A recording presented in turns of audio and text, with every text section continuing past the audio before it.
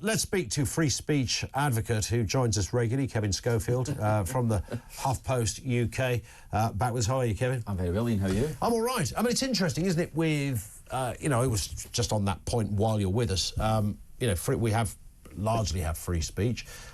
There's things like incitement, or, you know, you couldn't write in a column, I suggest you all go out and have a riot. You know, that would be a silly thing to do. Yeah. We can't libel people, which is fair enough as well. You can't suddenly say, oh, I saw a fella the other day, you know, he lives at number 53. Mick, his name is, I think he's probably a thief. You know, you can't just randomly say that. No. You can't say that the chicken shop poisoned my family without any evidence, etc. So there's sensible rules in place. No, absolutely. As long as you say, you're not inciting hatred, or you're not breaking the law, then I think anything is fair game, and it's up to then people to make up their mind whether they agree with you, whether they disagree, whether they want to turn you off or listen to you. You know, it's entirely up to you. And I think when you, I think this is maybe what the government has realised, if it looks like you are trying to restrict speech, then that gets people's backs up, probably more than those who might be offended or angered by what people have to say. It's interesting that this bill was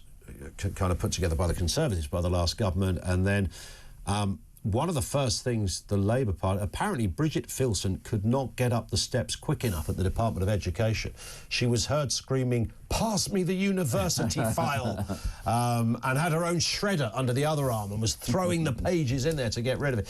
There was a suggestion that, you know, it did divide down kind of classic archetypal political lines, that, you know, if you're on the left, you agree with the students that want to cancel Nigel Farage or Peter Tatchell from speaking, and if you're on the right, you don't. And there was some evidence that Labour were firmly still in that camp, but there was a lot of academics got in touch, 700, Richard Dawkins amongst them, saying, you know, I'm sorry, this is ridiculous. Yeah, no, it shouldn't really fall down the traditional left-right lines, should it? I think academics in particular can understand why they would want freedom of speech at university of all places. And that's the reason that you go to university, is to learn about the world, and it shouldn't be just to learn about one particular viewpoint at the expense of another viewpoint that some people might not like. Sure. It's, you know, students should be mature enough and intelligent of all enough places to be able to listen to both sides of an argument and decide which one they agree with and which one they don't agree with.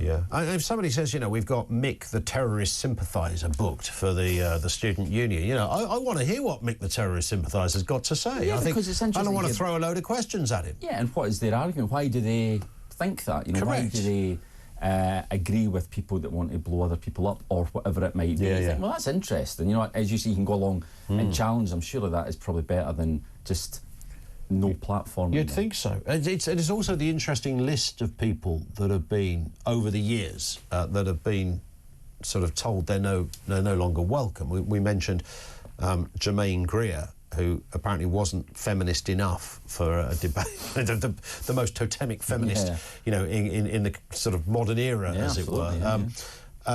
Jenny Murray, the broadcaster, was, I remember doing a debate about that at the time, was told that her views on women's rights were at odds with trans rights, so therefore she shouldn't speak. And you think, who is this sort of, you know, 18-year-old student that's decided that Jenny Murray, her opinion is invalid based on nothing more than someone else disagrees with it? Someone who presented Women's Hour.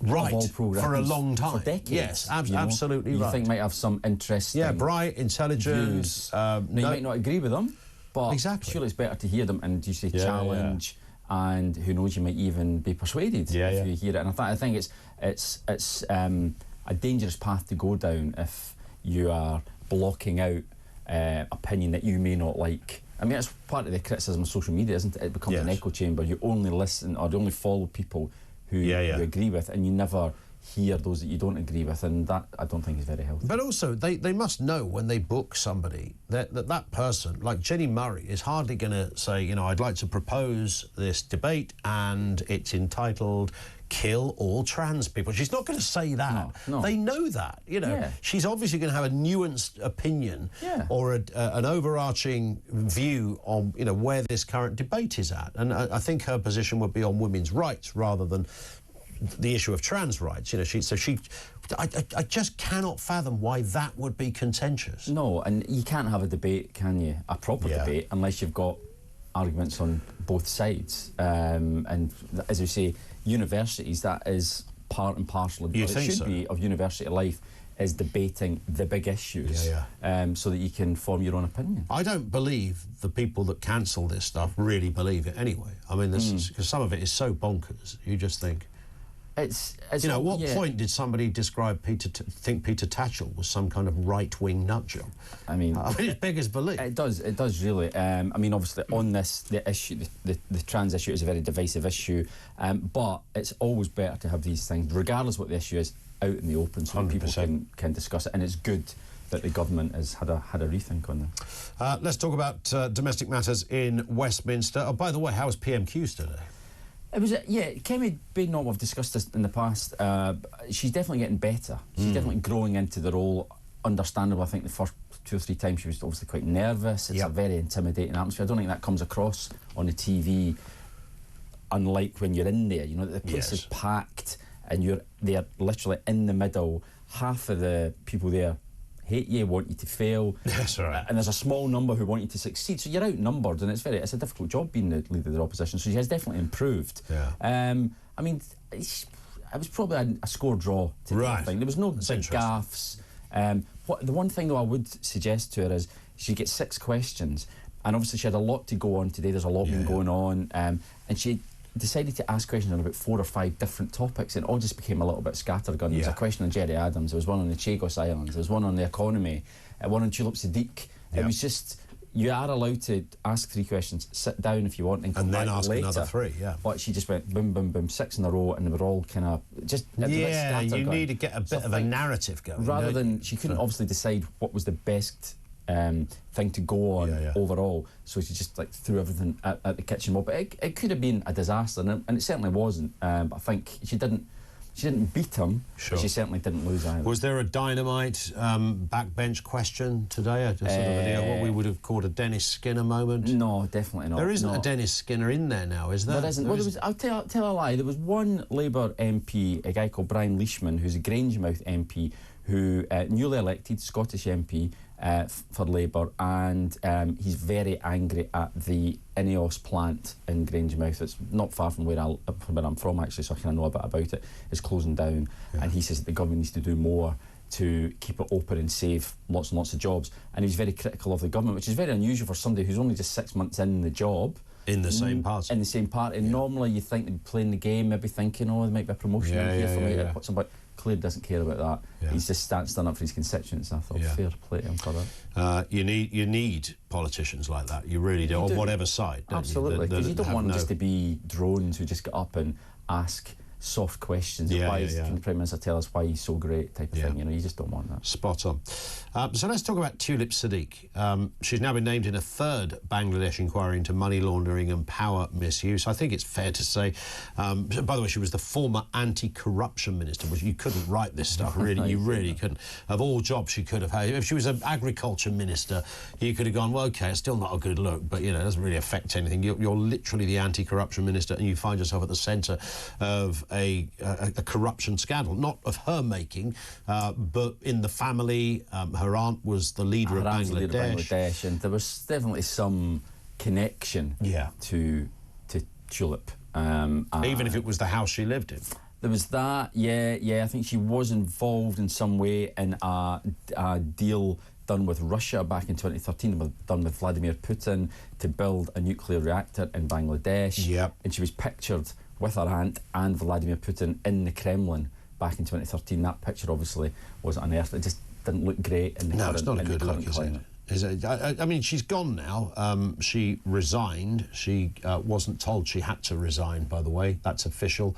She wasn't told she had to resign. The translation of that, by the way, is she was told to resign, just for those who aren't clear. So she had to go. Is it a big loss? Is this an earthquake moment, really, for Keir Starmer? I mean, she's not the most well-known. She's been there since 2015 as an MP. Yeah. And I think a previous constituency, wasn't it? Didn't they change the name? They changed the name, but it's pretty the same deal. But she's, I mean, does it matter to Starmer? He would rather have kept her. They are very close. I think in the past he's described her as his closest friend in politics. They're neighbouring constituencies, so there is obviously a friendship there. He would rather not have lost her. It's not, in the grand scheme of things, going to bring down the government, but it's never ideal to lose a minister that you don't want to lose. He stood by her for as long as he could. Just earlier this week we were told the Prime Minister still had full confidence in her, but eventually the pressure became too much, and as we've seen today, further revelations. Were she still in post, then that would be bad for the government. Now she's a backbench MP, it's her problem, so it kind of gets her off the government books almost. But interestingly, in his reply to her resignation letter, the Prime Minister did leave the door open, certainly lavished praise on it, left the door open for her coming back at some point in the future, which is really contrasts with the letter that he sent to Louise Haigh, the former Transport Secretary.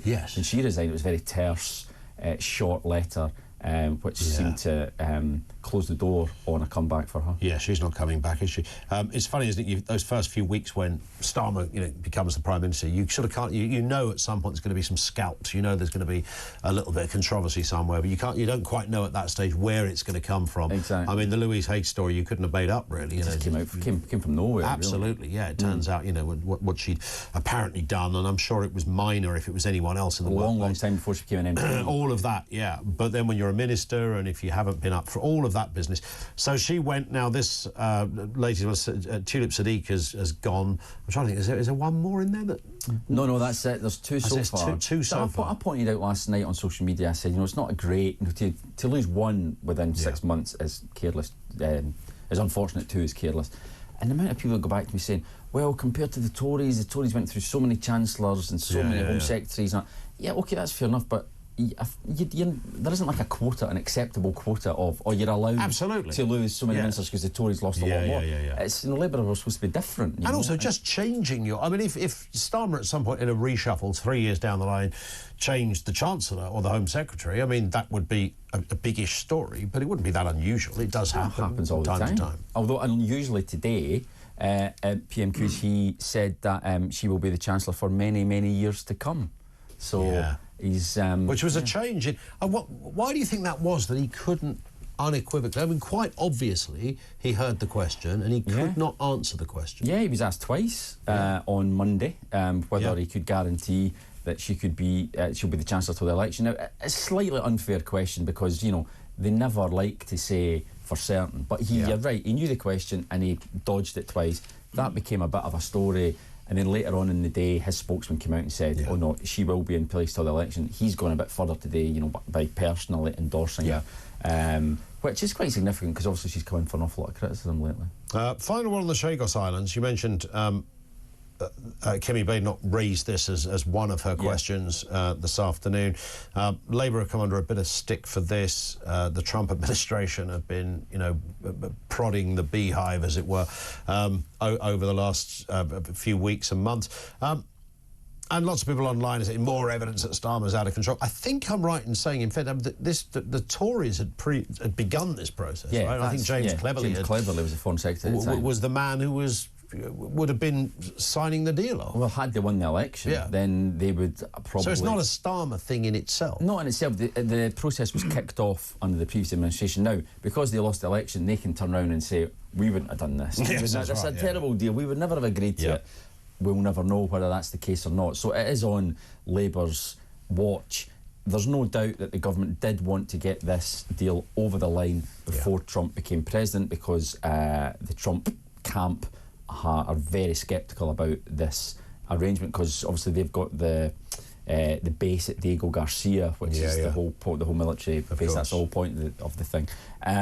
But now it's been confirmed by the government that it will not be agreed before Monday, which is when Trump becomes president, and it'll be very interesting to see exactly what approach they take, not least because our government is very keen to keeping Trump's good books. Yeah, of course. So it could well be that Trump comes in and starts calling the shots on this one. Could they just cancel it then and go, oh, actually, yeah, we've had a chat now. I mean, we're reneging and everything. And I'm pretty sure behind the scenes there's been a massive amount of work done on this. Huge amount of. Theoretically, they would rather not, because it would be humiliating. You know, they've absolutely foursquare behind this deal, say it's a good deal. Yeah. To then pull it would be hugely embarrassing. Is there any reason why it's a good deal for us?